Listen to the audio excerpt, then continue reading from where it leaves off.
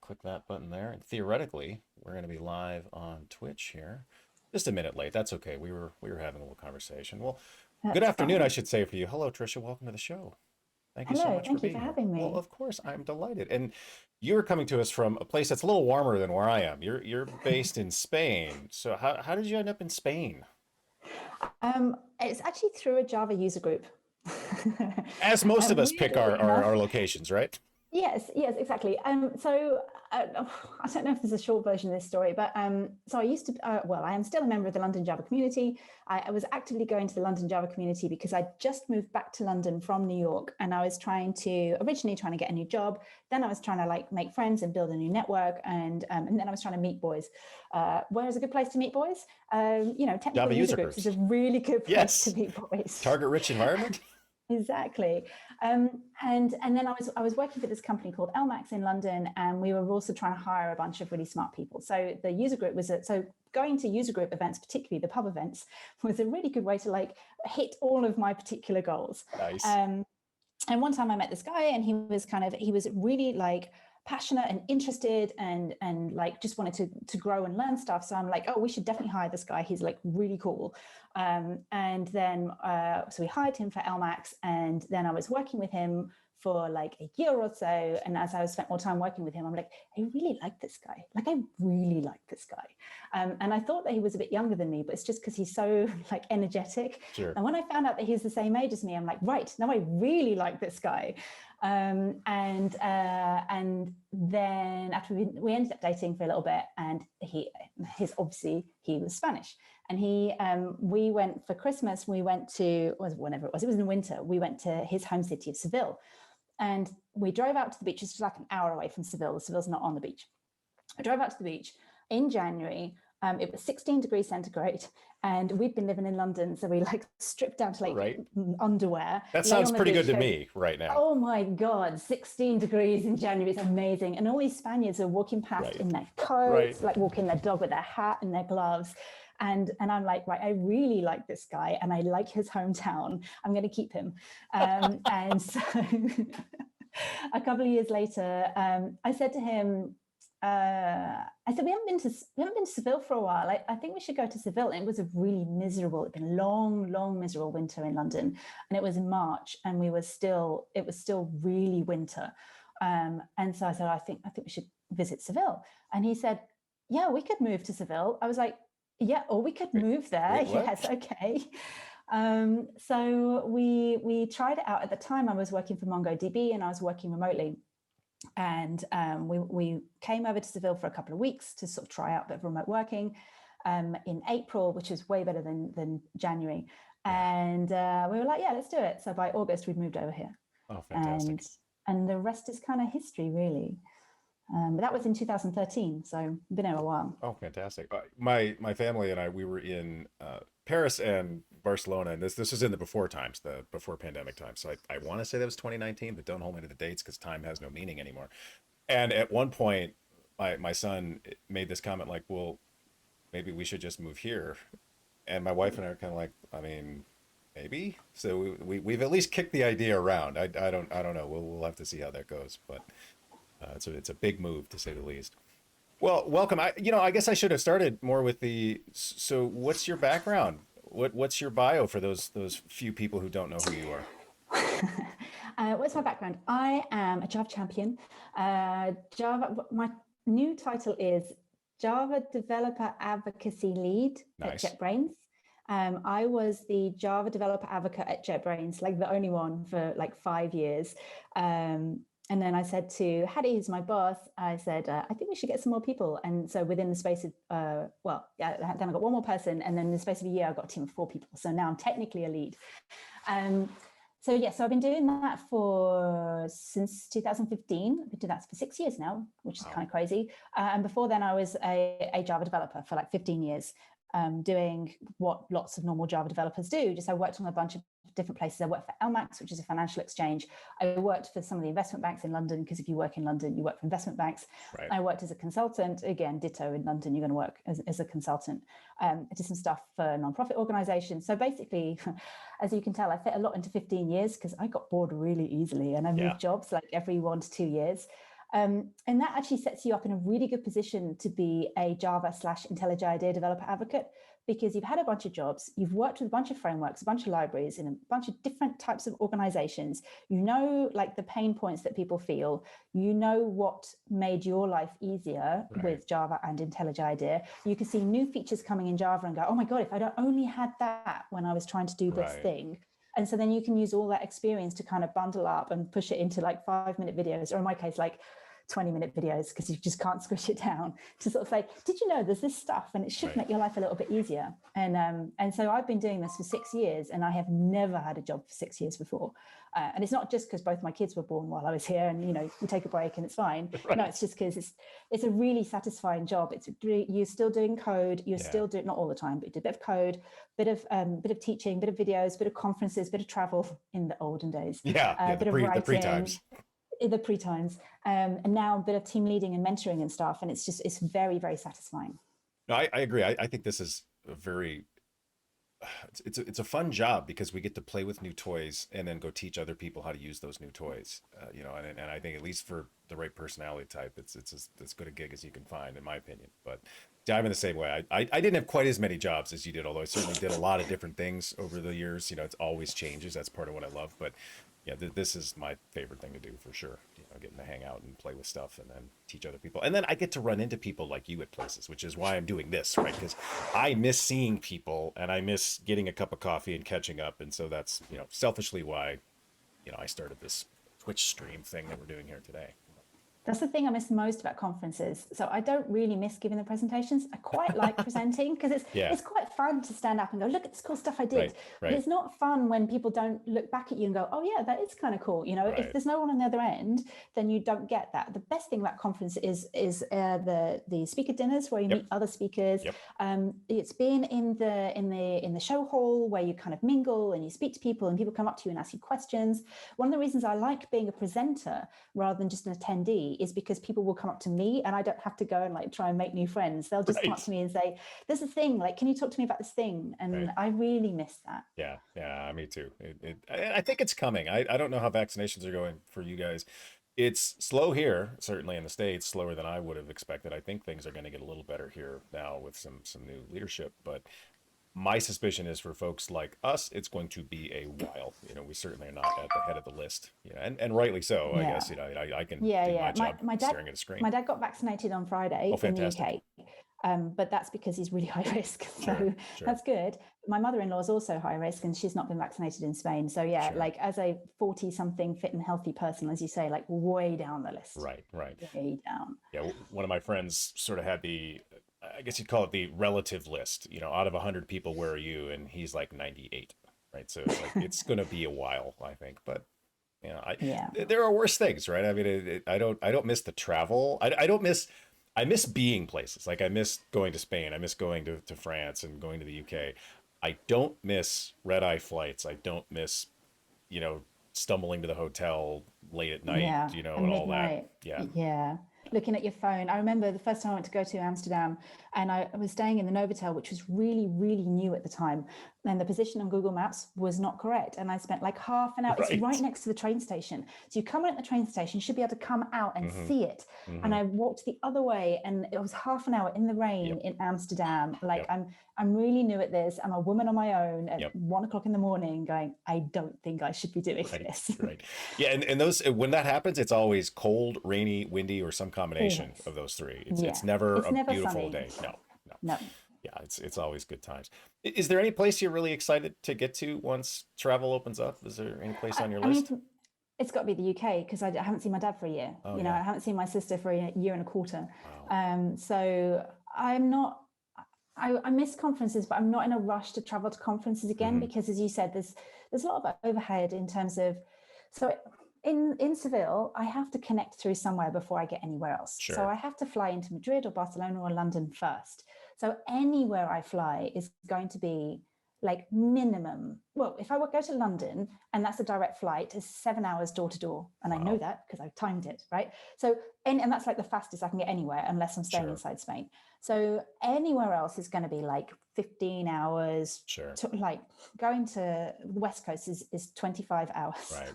right? And so I'm going to be really careful how I spend my travel time budget. Sure. And my priority is to get back to the UK and see my family, see my friends in the UK. And then next on the list will be any conference where my friends are at. Right.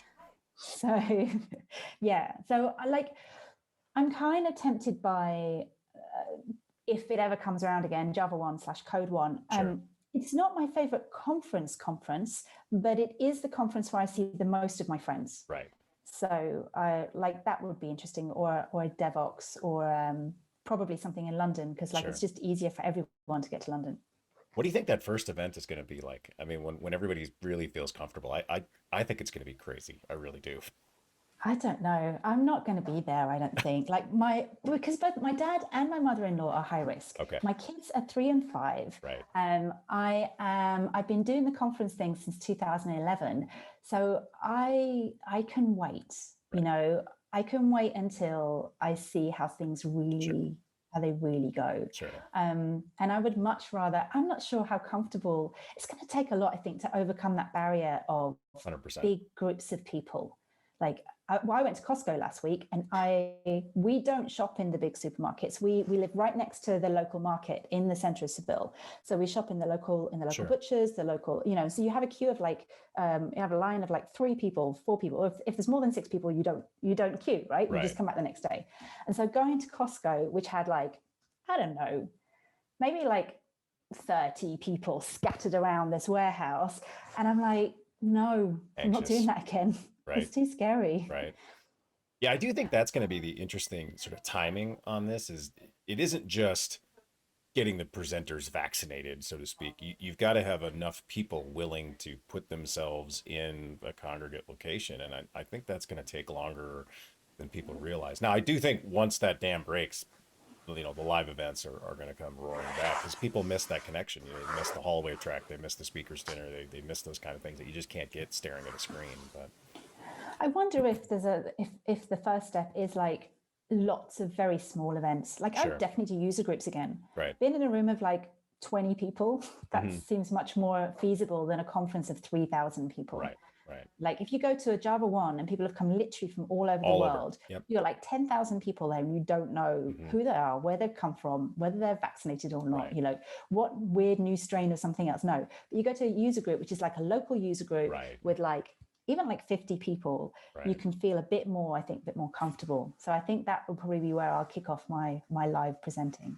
Yeah, I think that's the most likely thing to come back first, are the user groups, the meetups, the things that are small and local. And I thought we'd be closer to that than we appear to be, though. I was a little surprised by that, but I'll blame the British strain of coronavirus.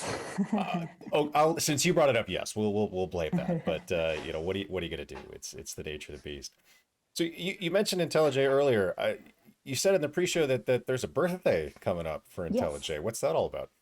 So IntelliJ turned 20, I think it was last week. That's crazy. 20 years old last week. And we're going to have the IntelliJ IDEA online conference. Oh my God, I don't know what it's called. Let me check what the official name is, because last year we ran the JetBrains Technology Day for Java, and I called it the wrong thing every single freaking time.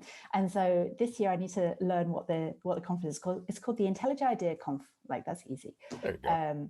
So we're going to be running a conference, just checking it is published. Yes, we're running a conference at the end of February. Awesome. It's going to be different to the JetBrains Technology Day for Java, because it's going to be people, all JetBrains people who have worked on IntelliJ IDEA.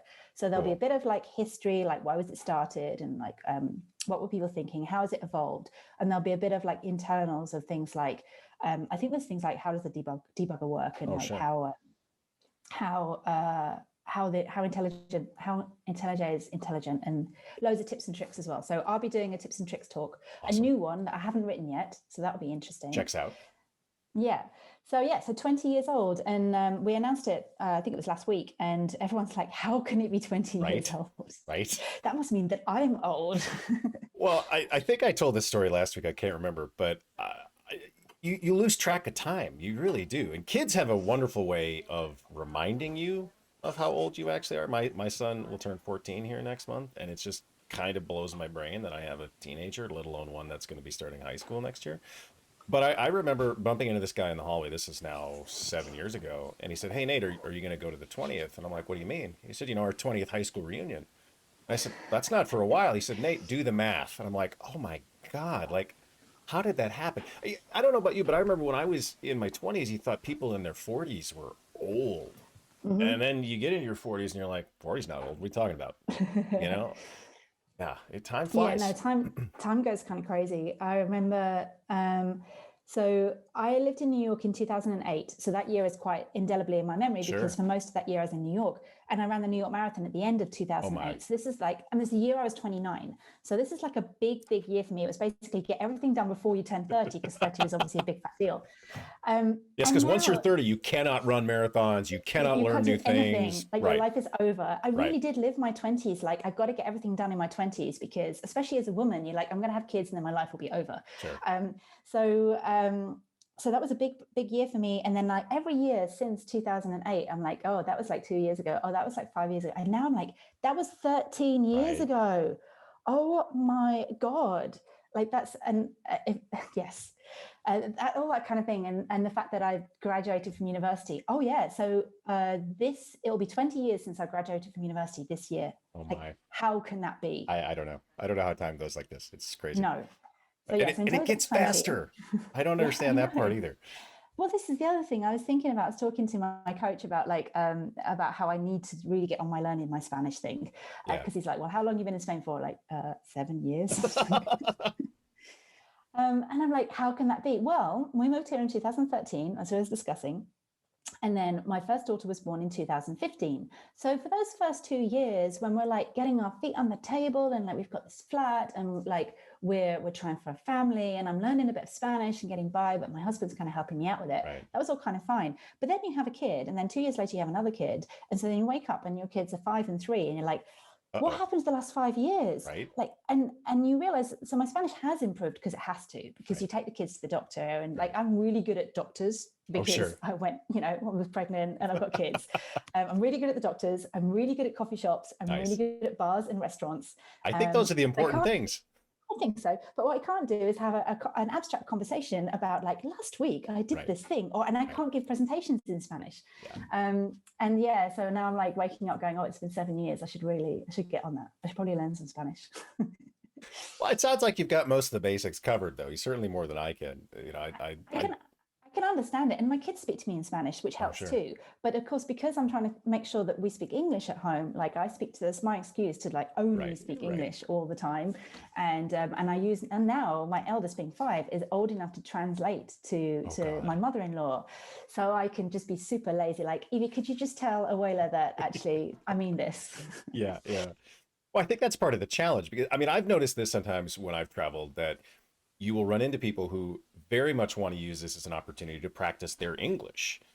And then you're like, but I'm trying to practice my Spanish or my French or my German, and it can be hard. And then, as we were talking earlier, it's hard sometimes for us to get across in that language. And I know most people appreciate the effort, but then it's like, hey, this will just be easier if I speak to you in English, and 'cause I know more English than you know Spanish. Let's do that. But Well, the good thing about being here in the south of Spain is that people, they learnt English, but then they're not comfortable speaking it, so they would much rather you smooshed their language to death sure, than speak English. So obviously, when I learned French at high school, and when you go to Paris or anywhere like that, you try and speak French, and they're like, "Please don't murder our language. I'll speak to right, you in English." exactly, But here in Seville, it's amazing because when I first started out here, the first few things I did on my own was like getting bread or getting coffee, and I'm speaking to people in the shops, and they know, because you're always local, they know that you're the English person. right, I mean, they'd much rather you try and just speak sure, Spanish, and that really helped me because, as you said, if I could get away with speaking English to people, I would never learn it. My local coffee shop is run by Colombians who obviously speak amazing English. oh sure,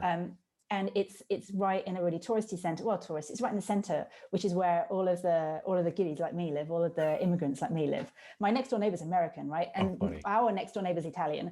So like all of us immigrants, we live sure. here. So that this coffee shop is just full of people who speak English. So like, oh, I should probably speak some Spanish at some point. It's fine. It's all good. It's all good. Oh, It's all that's crazy. practice. Yeah, well, I mean, that's how it broke. That's how it breaks down, right? So you've been locked down. I think actually Spain was a little more serious about their lockdowns, certainly than the U.S. was. I thought I read There's somewhere that people were like renting out their dogs because that was one of the only reasons you could leave your flat was to it walk a was dog. It was the most locked down country in Europe. Wow. It was literally like, so in the UK, obviously my family's in the UK, so I've got that as my comparison.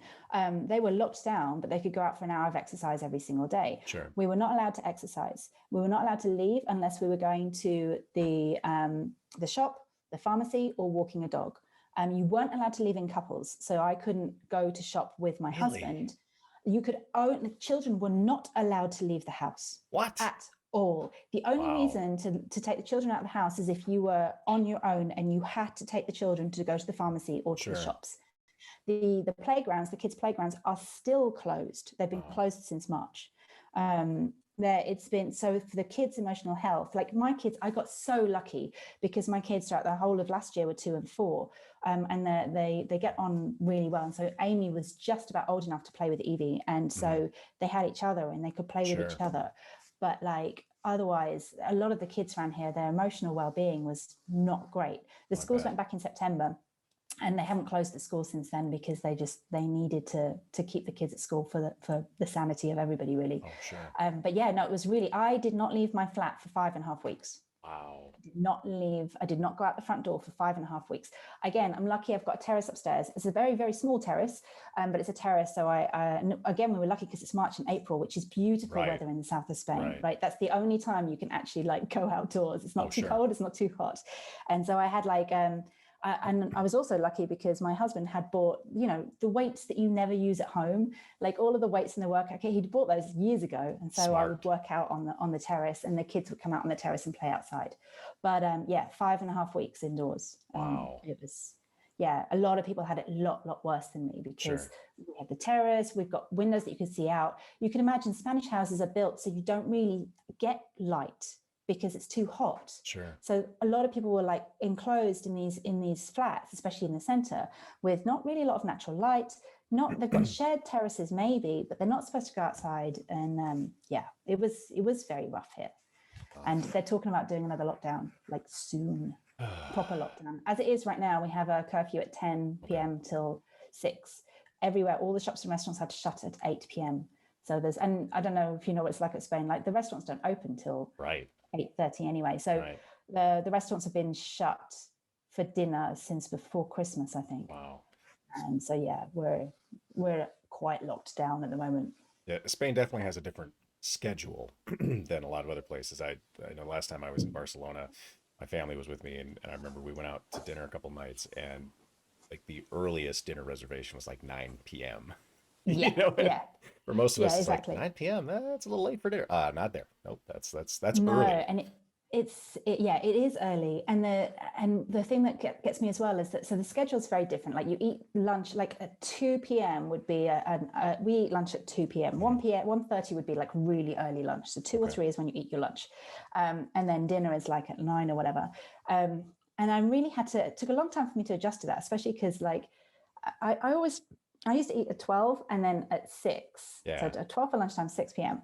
And so this would like throw me, this whole routine thing. And sometimes if you miss the 12, if you didn't eat food at 12 because you're used to eating at 12, then you might get hungry at like 4. But here, nowhere is open at 4. Right. Because everywhere shuts after lunch at 4 p.m. and nowhere opens again until 8:30. So if you're hungry between 4 and 8, you're like, sucks to be you. Game over. Ice cream, maybe. That's it.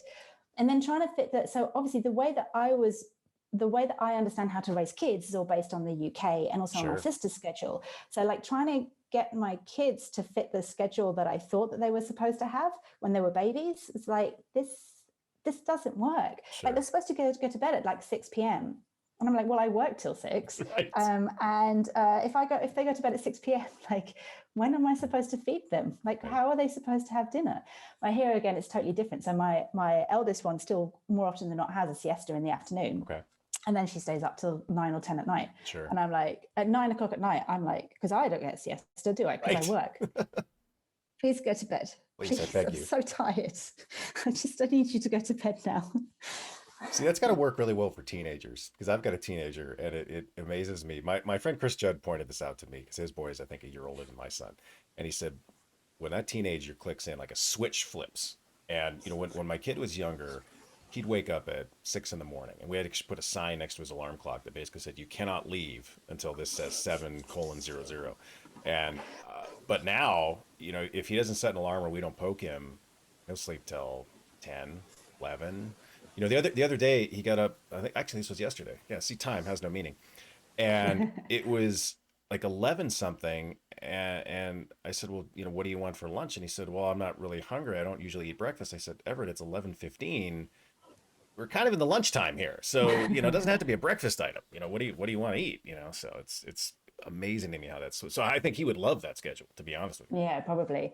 But the other thing interesting about here is that they generally have 5 meal times. So they tend to not have the breakfast that I expect to have at like 7 or 8 in the morning, like Okay. cereal or a toast or something. They tend not to have that. They'll have breakfast about 10 or 11. Okay. So, like a break time at school where we used to have like crisps at breakdown. What do you call what Americans call crisps? Chips. Potato chips. At breakdown. Yep. Yeah, at break time, that's when they will have their breakfast. They'll have like toast, not toast, but like sandwiches for breakfast. Sure. Then you have lunch at 2. Then you have merienda at like 5, 6 after your siesta, and then you have like dinner at like 9. And when we were in full lockdown and the kids were here, and I was trying to work and look after the kids at the same time, I was like, I'm cooking all the time. Because I want a proper breakfast for breakfast. I have an omelette or scrambled egg for my breakfast, Yep. but the kids don't. They'll have a bit of Cheerios. And then mid-afternoon, then mid-morning, then they want something like more solid. Right. And then lunchtime, Isra, my husband, he wants something solid at lunchtime. I just want a sandwich at lunchtime because that's what I eat, right? And then merienda, I'm like, who eats at like 5 or 6? Well, 6, I'm thinking of dinner. Right. And the kids are like, right, we want fruit now. Like, okay, fine. So now I have to peel and cut fruit for the kids. And then like at 7 or 8, someone's going, well, we've got to start thinking about dinner. I'm like, A, I'm exhausted. B, Yeah. like, I don't want to make dinner at 8 o'clock at night. Right. I want to sit in front of the telly and do nothing now. So yes, that was one of those. lockdown. That was one of those adjustments, for us, because we're all home all the time, making every meal at home, not going out to eat. I'm not traveling, so I'm not, on an expense account somewhere. And I remember at one point I was helping my wife with dishes, and I made some comment about, didn't we just wash this pan? And she just kind of stared at me, and I'm like, oh, well, right, sorry, let me shut up about that. But it's getting hard. I mean, I'm thankful that we've got, a nice house. We've got plenty of space for everybody. We can be in separate rooms if we need to be. But it definitely, you start to realize we have been around each other a lot, far more than normal. I mean, I had this call with some friends last week, and one of the questions that came up was, when is the last time you're on an airplane? And Yeah. for all of us now, it's getting right around a year. And this is a group 1st of February, I was at FOSDEM. Yeah. And I know the reason I know I was flying over the 1st of February is because that was another one of those Brexit date things, I think, where I was like, am I going to be able to get back into the country I live in? So yeah, it's been nearly a year. Yeah, you're right. And I remember I went to FOSDEM with a cold, and it was like one of those sniffly colds. And at that time, everyone's staring at you. Yeah. So my husband said to me, do you think you should get a mask because of this this COVID thing? And then I'm sat in the middle of FOSDEM sniffing, thinking everyone thinks I've got like this coronavirus thing. Right. And who knows, maybe I did, but you're not supposed to have snot and stuff with it. But yeah, I remember that trip very, very vividly. Yeah, I think my last trip was SACon in New York, and I went to SACon. Normally, But I went 2018. Okay. 2019. I don't know, all the years run together. But yeah, this was 2020, right? I think so. Yeah, because it's 2021 now. I mean, it's stunning because normally, I don't travel as much as some people, but I usually went on an airplane every other day practically, and to not have left, I don't even know how the airports even work anymore. It's been so long. I'm going to be like a total rookie again next time I have to go through security. I doubt it. That's the sort of thing that just comes back to you. I'm like afraid to riding a say it probably bicycle. is like riding a bike. You're just going to Because you fall just right back get into there it. and your laptop will go in that tray, and there'll be some idiot in front of you who looks like he travels all the time, but clearly doesn't travel all the time, and he's wondering why he has to take his belt off. And you're like, just do what the woman tells you, for goodness sake.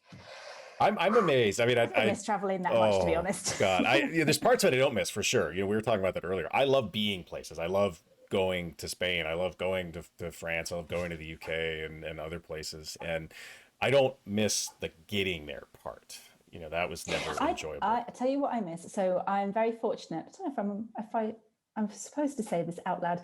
JetBrains pays for business class flights for us if our flight is over 7 hours. I Perfect. think it's 7 hours or 8 hours, something like that. But like from basically, if you're flying from Seville to like anywhere Right. else outside of Europe. And so what I miss the most about getting to somewhere is business class flights, Yeah. where obviously I've got kids, right? And as I Right. said, I was doing lots of cooking and stuff. I want to sit down, lie down in my Yes. business class thing. Yes. I want to watch my screen like Yep. this. And I want someone to bring me alcohol and food and not Right. ask me any taxing questions other than, do you want champagne or orange juice? And you say, I want both. Yep. Right. And then they say, do you want wine? I just say, keep bringing it. Keep Right. bringing it. And that's it, like Yep. 7 hours of that. And some of those That's what I miss. FAs, they like your glass never gets more than half empty before it gets topped up. And I remember being on one flight coming back from Europe, and I realized like I need to stop drinking now.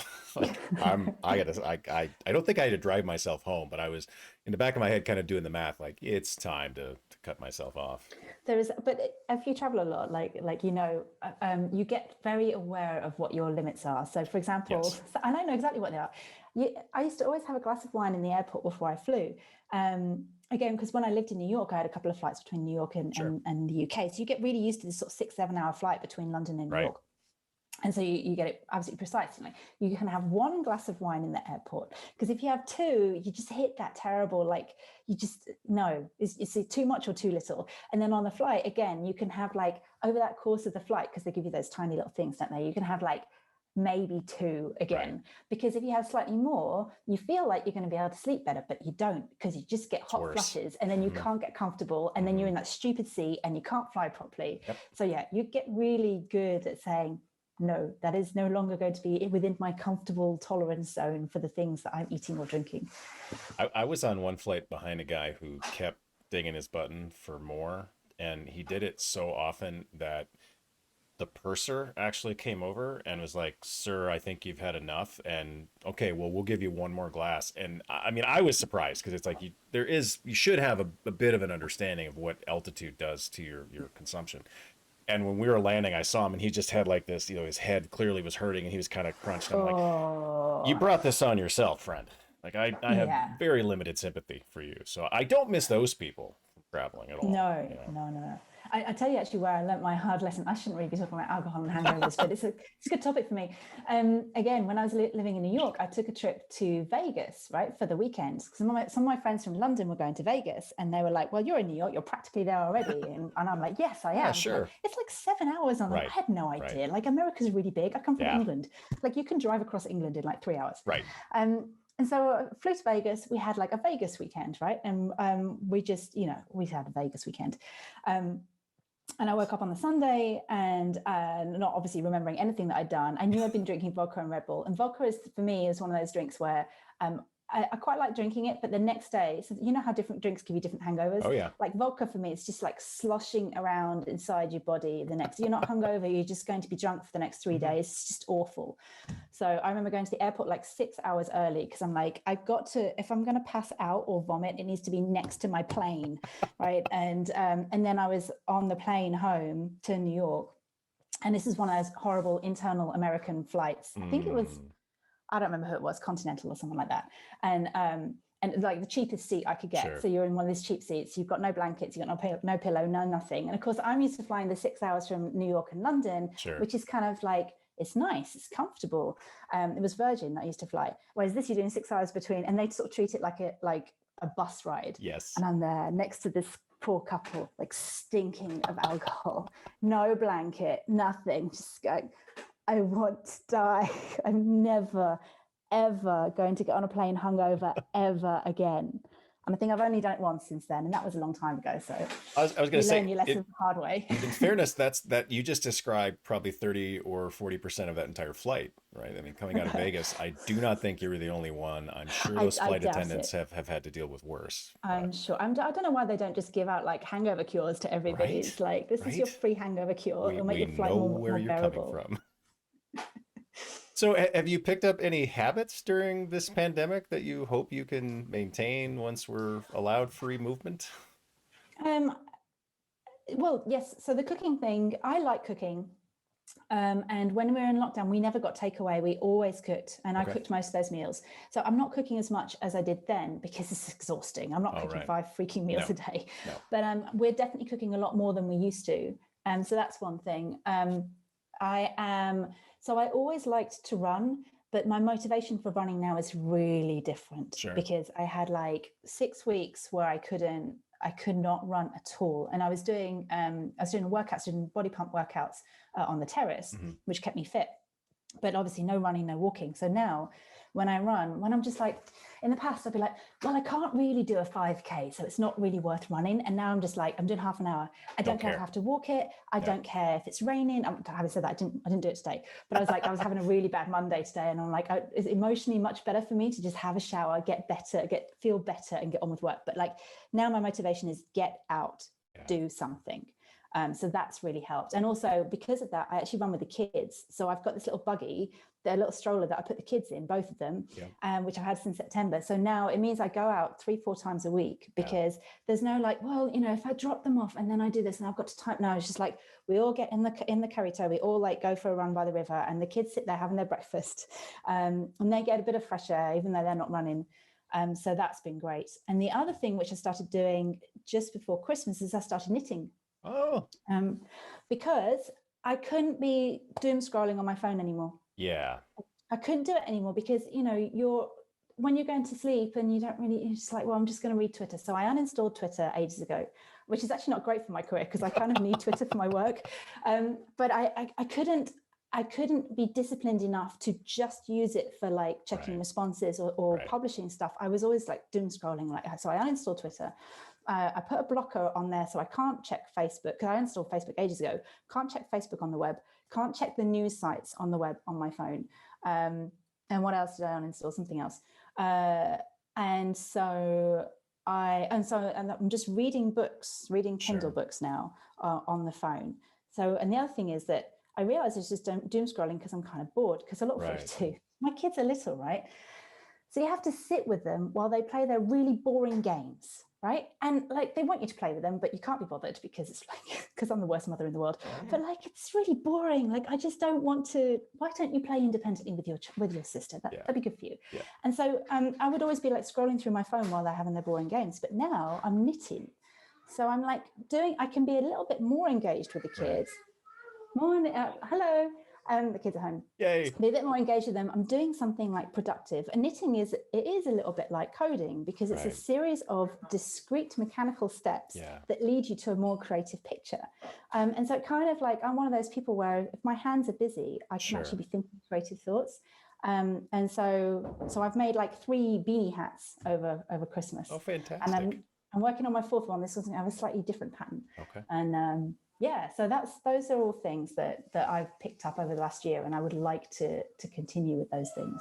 I think you can take those on flights too, which has always amazed me when I see some of those knitting needles. I'm like, those dangerous? I know. I don't think they would trust someone like me, though. I look like I might be a bit dangerous with them. I don't think I look like a little old lady just yet. And I don't know, I'm all right. I don't need the knitting on the plane because I will just watch the telly and have them bring alcohol. So I'm fine with that. There's a button that makes alcohol show up. Life is good. Exactly. In that same vein, I started baking bread a while back. You know, so I was very late to the bread party, mostly because at least here in the U.S., you could not get your hands on yeast to save your life. And, you know, so I don't know why. I just like, well, sure, why not? Let's try it. What's the worst thing that could happen? The only downside of this is when you make fresh bread, then there's fresh bread around the house to eat. And I've now established this expectation with especially my 13-year-old that, well, why is the fresh bread gone? When will there be more fresh bread? You know, he doesn't realize that the bread doesn't just appear. You have to think ahead a little bit. Okay, it needs this many hours. So how do I schedule that to fit into the other things I have to do in a given day? But I did actually make focaccia recently, and it was good enough that my wife's response was, "That's all I want ever."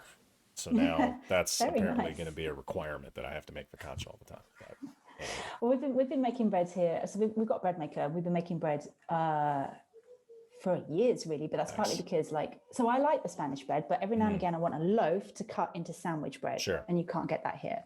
So we've always done that for the sandwich bread.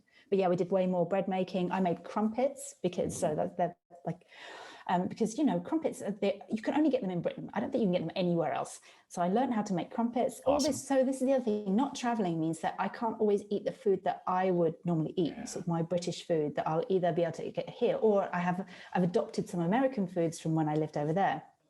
And so I had to learn to make a whole bunch of stuff that you can't get here at all. Sure. Mostly bread stuff, which is really bad for you. Not really bad for you, but see, that's how I know I'm in Europe, is by the bread. I mean, you could drug me and wake me up in somewhere in Europe and I would know I was there just by the bread and butter. It's different. Yeah. And I don't know how, I don't different. know why, it just is. Because American bread is too sweet. It's full of sugar. It's awful. There was some place I saw where I think it was, I don't remember the restaurant chain, but they're not allowed to market their bread as bread because its sugar content is so high that It's in that basically cake. country, yes, it legally has to be called something other than bread. So I'm sure that's our fault. But yeah, no, I enjoy that because it's more hands-on and it's still crazy. It's a crazy little science experiment.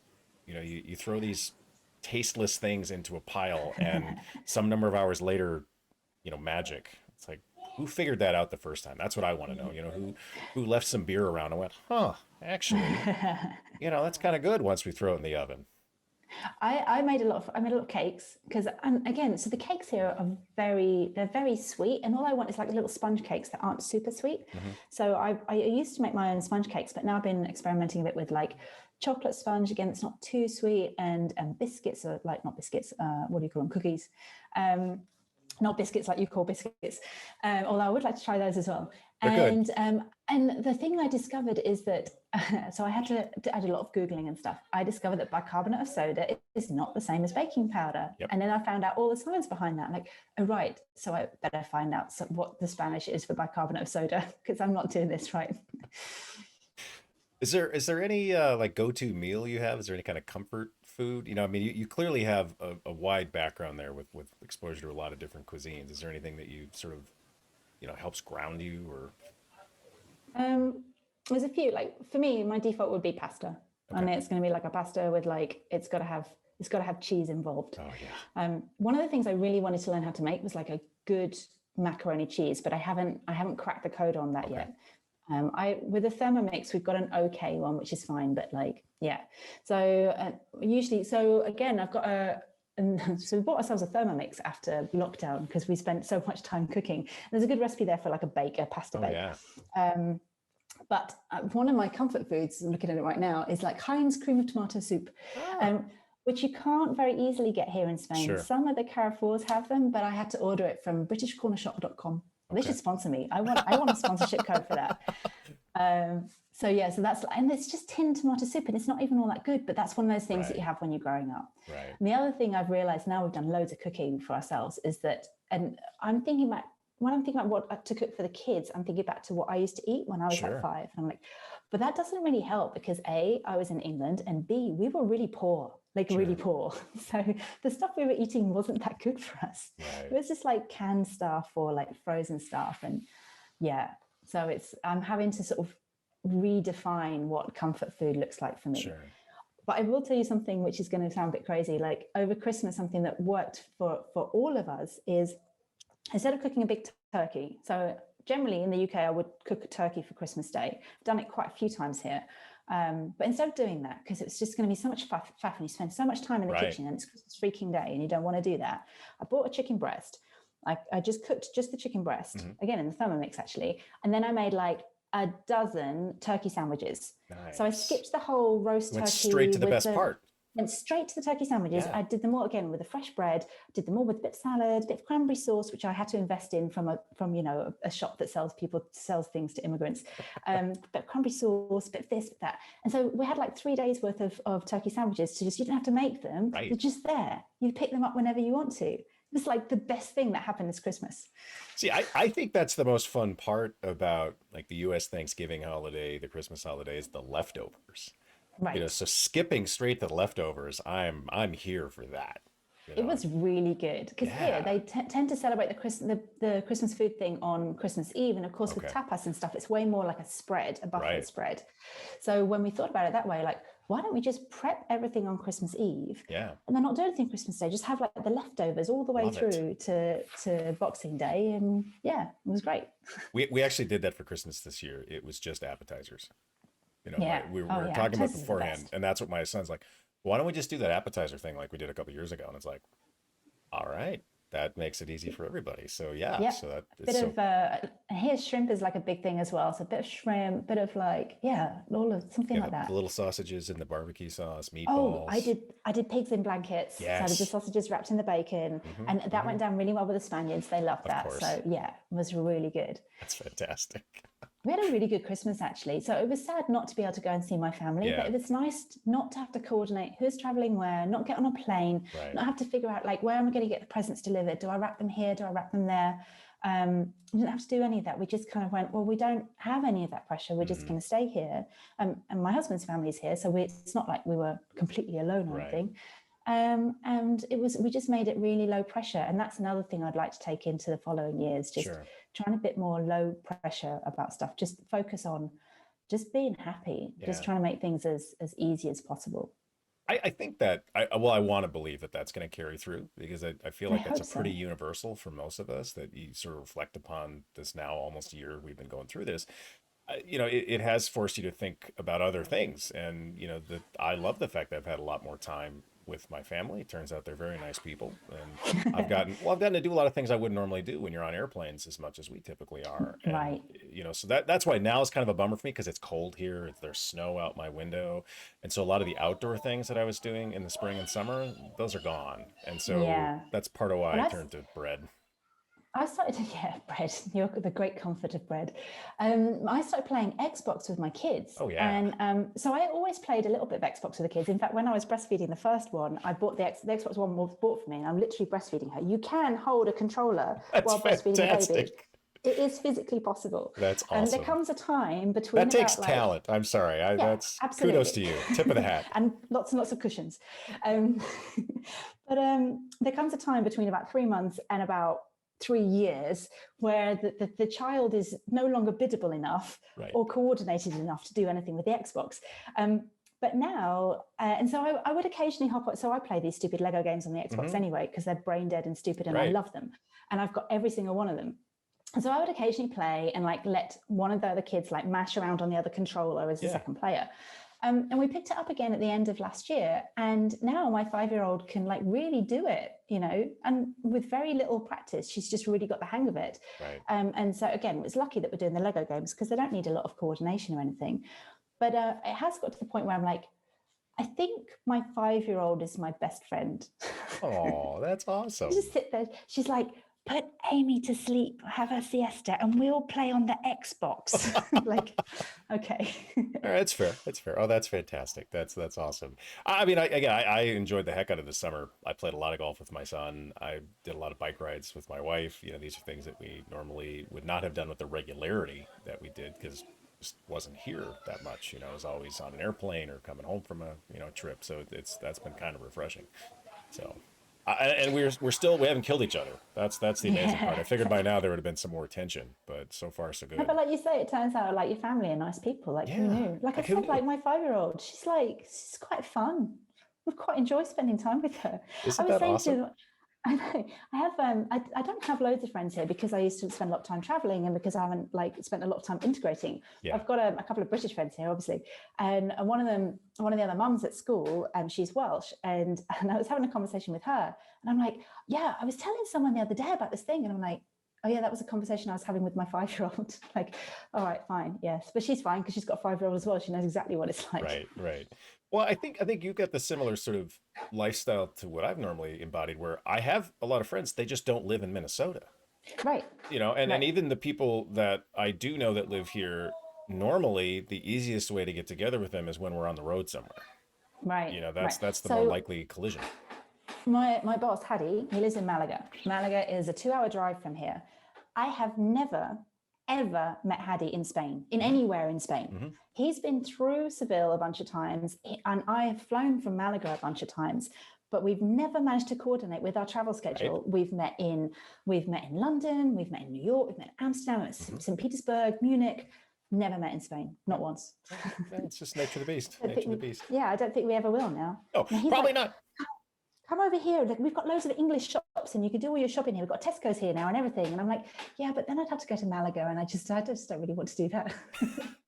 Well, we can't at the moment because now we're back down to like local level lockdowns and we can't Sure. leave Seville. So Sure. that's my excuse and I'm sticking to it. Yeah, I think I'm curious to see when things really do start to turn the corner. We were talking about vaccinations earlier, and my hope is once those numbers reach proper levels, things will return to some level of normalcy.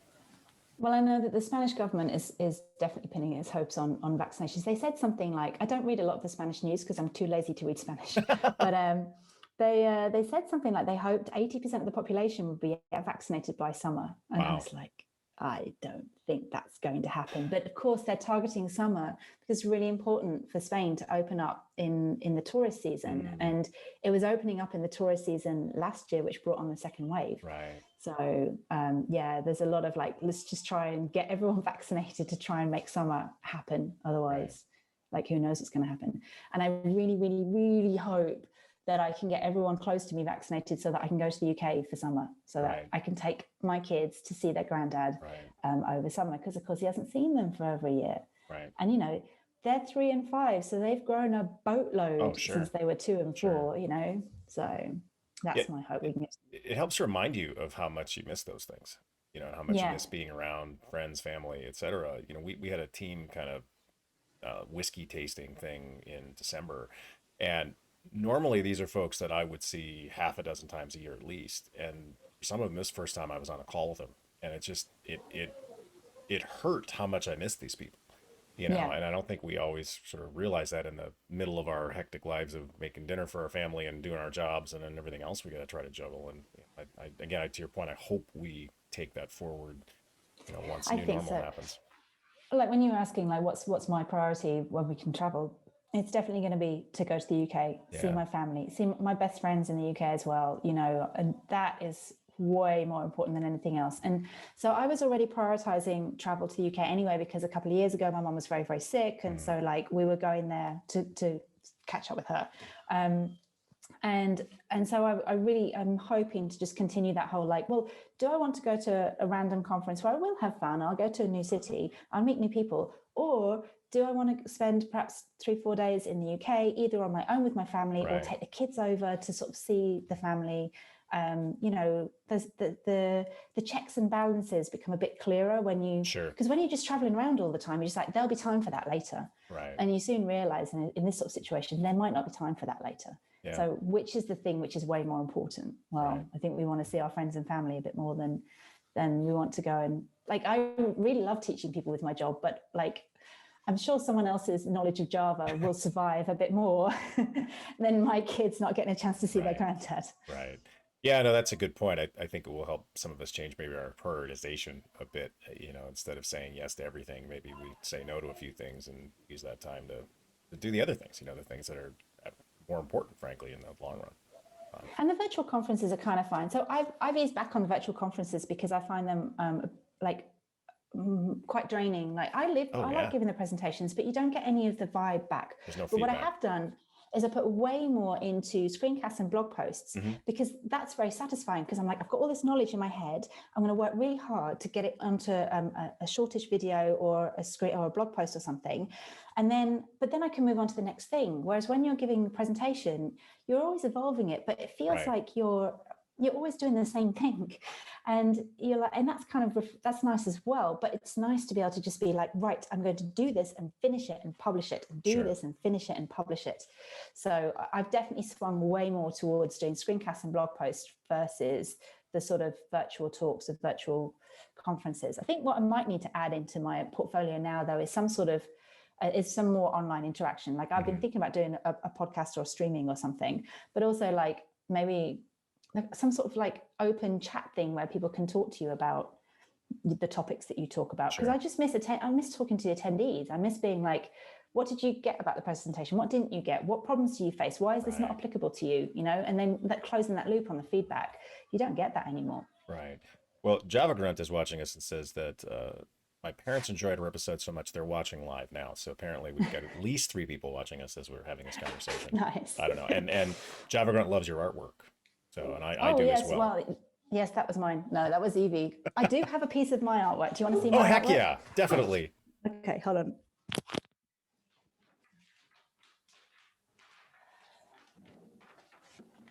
Oh, heck yeah. That's awesome. See, I realized a long time ago I have absolutely no artistic talent. I can barely do stick figures, and anytime anybody can do anything that's even remotely passable, I'm just like, I don't know how you do that. It's like music. I have no musical talent either. You know? I did music and art at school actually, and it was really difficult for me to decide what to do career-wise because I'm like I liked everything, Yeah. and I've got some. I really enjoyed doing the art actually, and having the kids actually makes you go, oh yeah, paint. I used to Hmm. do that. It's quite Hmm. fun. Well, my son put together a couple Lego kits last week, and I was really disappointed when I realized he'd done both of them without me helping him. And I'm like, How rude. but I wanted to help. I wanted to be part of this because it is kind of a zenny thing to do. And I'm like, all right, well, can I at least see them? Can I play with them? You know? We bought the kids the so my kids are both girls, um, but of course, as you may or may not be aware, toys are still quite gendered even in this Oh, day and sure. age. So we have to do quite a lot of balancing stuff. So my eldest, she wanted a doll's house, a Playmobil doll's house, Okay. but she has a Playmobil doll's house at her aunt's house. So we bought her the Ghostbusters fire station. Nice. And that required like they're too little to put that together. So Of me and my course. husband spent Christmas Day putting together the Ghostbusters Playmobil station. It was amazing. It was so much fun, and it's See, great. And it's actually really well put together. It hasn't disintegrated or anything. And heck then yeah. Evie went in there and she put the ghost computer here and the little chair here, Mhm. and this is where they collect the ectoplasm in here. And then Amy went in with the ectoplasm and put it all over the place. Oh, She that's absolutely loved awesome. it. So much fun. See, I think that's one of the best parts about being a parent, you know, is you get to re-experience those things again. And I also love when I get to show my son something new and you get to experience it again through their eyes. You know, the first time I showed Yeah, my son Star Wars was such yeah. a big deal for me because you know that's such a foundational part of my upbringing. And then to show him and get to watch him experience it for the first time, watch him see, Yeah. you know, the Darth Vader scene in Empire for the first time. You know, it's just like, oh, you know, you get to re-experience that stuff. It's awesome. We show the kids one of the films my husband and I watched when we were dating. We watched Pacific Rim at the cinema, Oh right? yeah. And we were so like pumped when we came out of the movie. I know it's not a huge hit, but we were so pumped, and the music was so good. Yeah. Um, and it became like a theme of stuff like when my parents came to visit us when we first moved here, we were at this pool party, and Israel was like reenacting the Pacific Rim thing in the pool. It was really funny. So we debated for ages because it's like supposed to be like a 12 rated kid thing, and like the kids are 3 and 5. So we're like, should we show it to them? We bought a new sound system. My old sound system died, so I've Yeah. got like an amp with separates for the TV. Yeah. And this, I always buy the same sound system, and it dies like every 5 years. It's just its thing, but it's really good while it's alive. So we bought a new one. We're like, what shall we do to test out the sound system? So now is a good time to Got see it. how scared the kids will be Yep. with Pacific Yep. Rim. So we pumped up the bass and we put the music on really loud. And to begin with, like especially the little one, she's like, I'm a bit scared. I'm like, look, in the end, the goodies are going to win. Okay, that's the important thing. The goodies are going to win. And now the little one in particular, that is her favorite movie. She loves Wow. it so much, and It she's like, I want to watch the monsters get killed by the superhero robots. it doesn't get any easier because then you have to start dealing with like R-rated movies, and then you're like, oh, okay, is that one appropriate? And it's fascinating because there was this whole series of movies that were made before like PG-13 came out, and so Right. there's a bunch of movies that are rated R that they'd be PG-13 today, you know, and so Yeah. you really have to dive into like Terminator. Why is the original Terminator rated R? Yeah, so in the UK they had PG without it's not PG-13, it's just PG. Hmm. They had and then with when the first Batman came out, they introduced a 12 rating. Okay, And so you have PG, 12, 15, and 18. So gotcha. 18 is for the R-rated stuff. So again, we have this gap between like the PG stuff, which is kind of like it's supposed to be it's okay for kids, Hmm. and then the 15s where there's like a really fluffy range there. You're like, Hmm. I don't really know, and then you have to be careful about what are the things you don't really want your kids Right. to see. So like, I'm okay with violence because we watch the Avengers and stuff, Yeah. and it's all superheroes, so I'm kind of okay with that.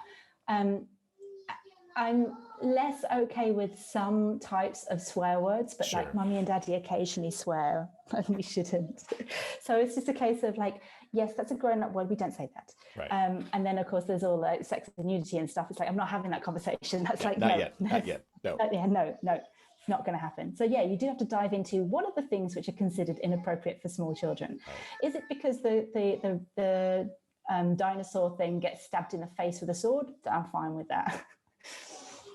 Well, and it depends so much on your kids too, and where they're at, and how they feel about these things. Like we showed I'm sure you can Everett. hear them actually because Oh, they're I just can. singing It's right fine. outside the door right now. It's fantastic. See, this is one of the things I like about this new Zoom world that we live in.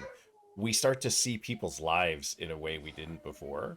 And I remember many years ago working from home and people be very upset if like a dog barked in the background. And I think we finally reached a point where people are almost like, no, no, bring the dog back. Like, Right. why isn't your dog in the meeting today?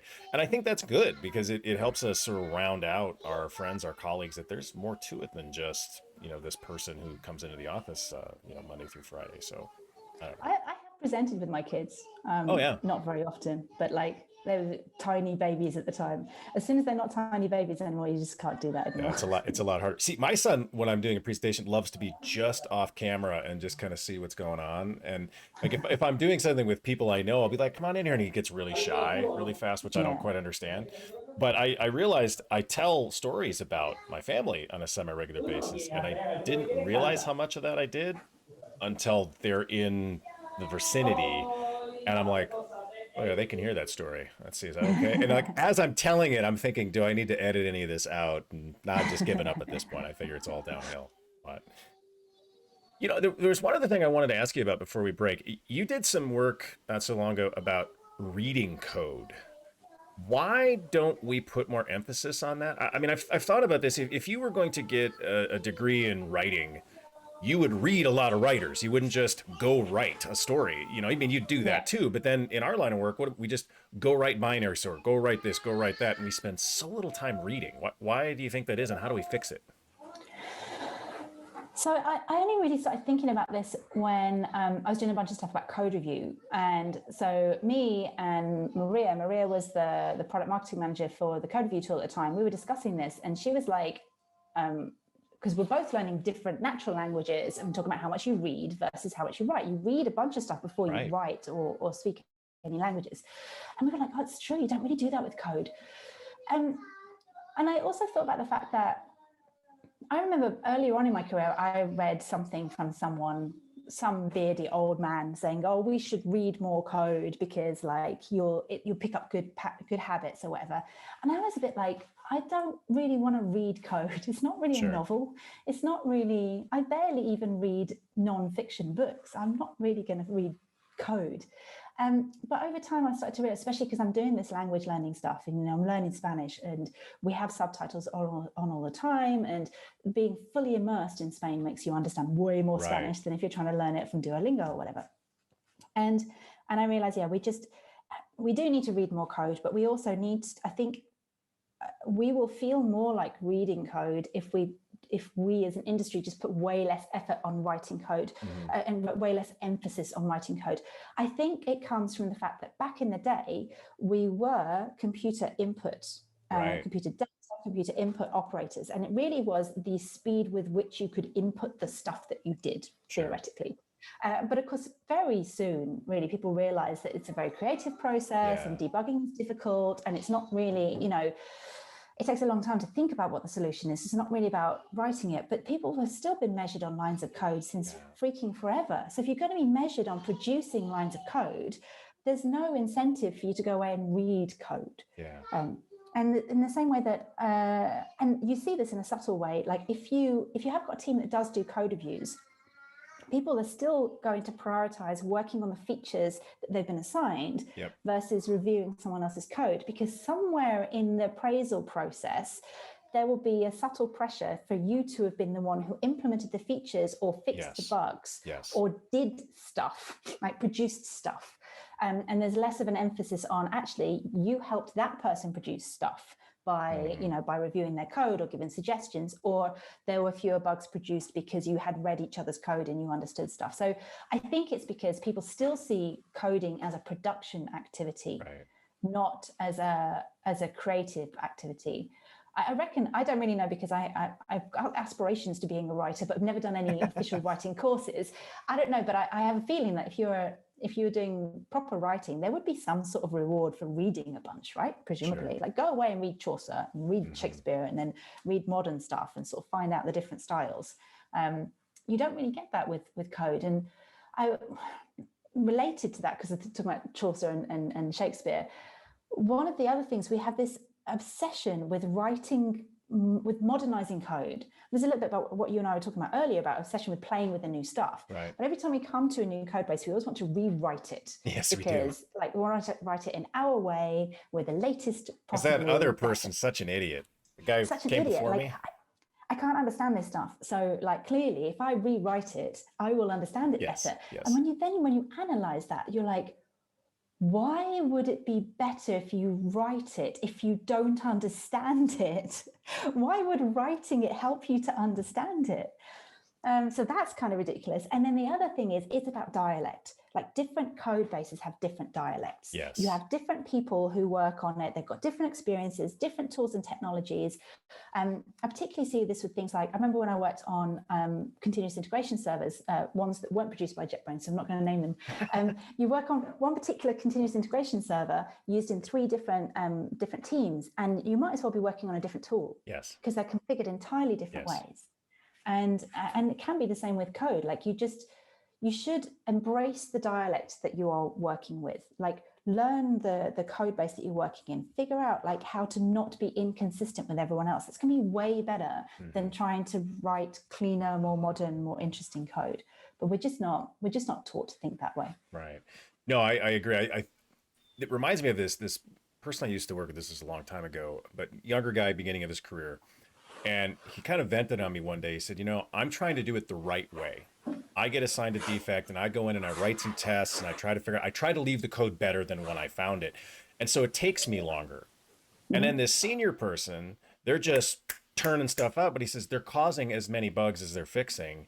And instead of getting praise from his manager, he's getting chastised. Why aren't you more like that senior person? See, he turned that defect around in 2 hours. Why did it take you 2 days? And this poor guy just couldn't get any traction with, because I'm doing it the right way. And he got so frustrated he ended up leaving the organization. And I mean, I don't blame him, because to your point, what's the incentive? If we're going to praise the senior person for just cranking it out and we're going to chastise the person trying to do it the right way, what lesson do we just teach them? Yeah. But I think this is another thing which is interesting.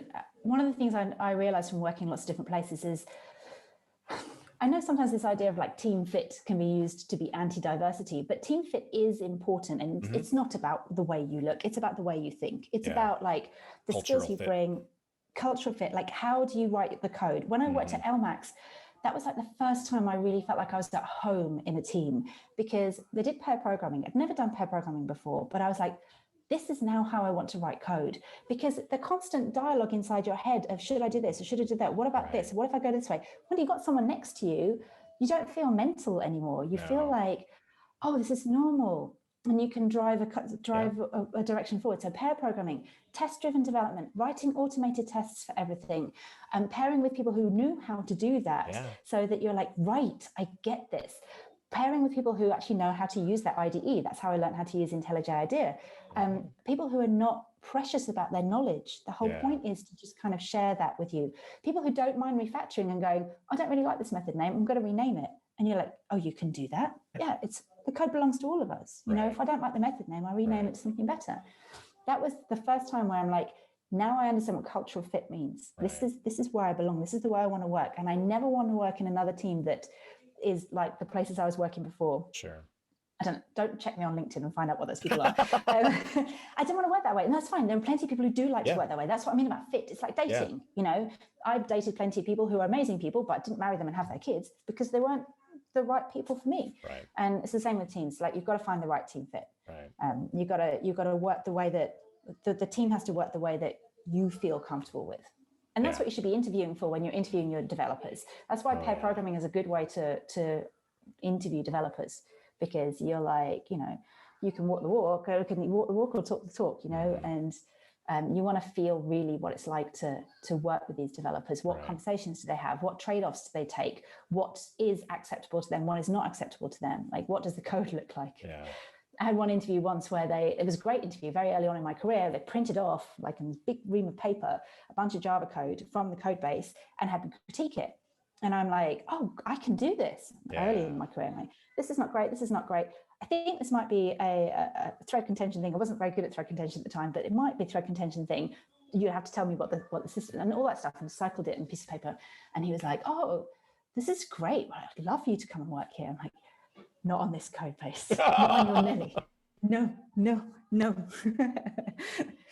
Well, I think that's part of what makes this so hard is you don't know until you kind of get knee deep in it to know whether it's a good fit or not. And that's why I think the way we hire tends to be sort of off kilter. We focus too much on checking these technical boxes instead of, all right, well, how do you learn new things? Because in 2 years, we're going to be doing something different. And, what does that process look like for you? And, I mean, this has been one of my soapboxes for years, but it's hard. I mean, I think about this from like a sports perspective.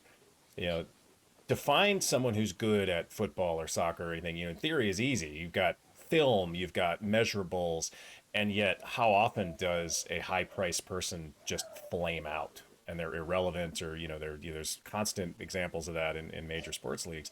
And so if it's that hard to do at a point where organizations have limitless money and countless measurable things, and data, yeah. how do we do it in our line of work when we don't have unlimited time and resources? Like we need 15 people, we needed them to have started 3 months ago. No wonder this is so much of a challenge. But I sort of feel a bit like that's another reason why it's almost interesting to have, in as much as it's possible, particularly in this remote world, it's very difficult, but like just set salaries. Don't pay individual salaries. Just have like, I keep thinking about, people talk about craftsmanship. Like, well, one of the things we're missing from craftsmanship is the levels. We have sure. apprentices, we have journeymen. Now, in true craftsmanship times in the Middle Ages, like 90% of journeymen would stay journeymen forever. They never made it to craftsmen, and they were fine with that. Mm-hmm. So you have apprentices, you have journeymen, and you have craftsmen. And you could just like have like a one price fits all for all apprentices are worth this. So you're not like interviewing people going, well, are they worth like 30 or 33? Just bring them on board, put them through a probationary period, see how it goes. Right. And I don't know. I know that's idealistic and possibly even socialism, but so I think you're right. I think you can't necessarily. It's impossible to go through these sorts of data points and assign individual values to people. Right. It feels a bit more realistic to be like, look, you seem to be roughly in this level, and you seem to fit quite nicely. We should just kind of go with that. Right. Right. Well, Sweet Killer 9 says everyone says learning patterns. That's not enough. I agree with that. Mm-hmm. You get people already doing the next job up. They're being told you're not ready. The business has the option to stunt progression. Yeah, it's hard. There's no getting around. I mean, if it was easy, we could just wave our magic wand, and that's the nature of the beast. And I don't think we're going to solve that on this random Monday in January, I'm afraid. I don't think so. I've thought about it a lot, though. The career thing, I think about it a lot. And in particular, actually, since I was hiring for developer advocates, again, that's a bit more like the sports thing, because developer advocates, you can see deliverables from people. Like you've seen their presentation, you can see a blog post. But it still is really difficult because you're like, the problem I had when I was interviewing for developer advocates is like, every one of the candidates, I'm like, you would all fit in a particular place. You all have, and you can sort of see, these are your strengths. We can use your strengths in this, this, and this. The other thing with advocacy is like, there's so many things to do and so many different directions to do it in. If you hire one person, you should be able to make that person succeed, because you just use their strengths and get them to just like focus on that and do more of that. So when I was hiring for an advocate, it was more difficult to find to turn people away, because I'm like, well, you all seem very good. Right. You're all jolly good, and I'd love to work with all of you. And then it comes down to what was the movie? Was it Moneyball, the baseball movie? Mm-hmm. That thing of the idea of like building the team around like what's going to work for the team.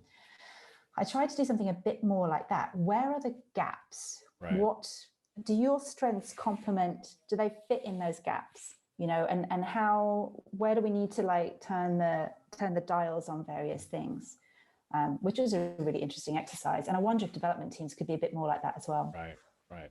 Yeah, that's a great point. I mean, that's part of my role, is I am not a Spring expert, even though many of the folks on my team are, and that's part of why I'm here, is to be, round out that, that there are other topics we can cover beyond just, live coding Spring for however many hours you want us to.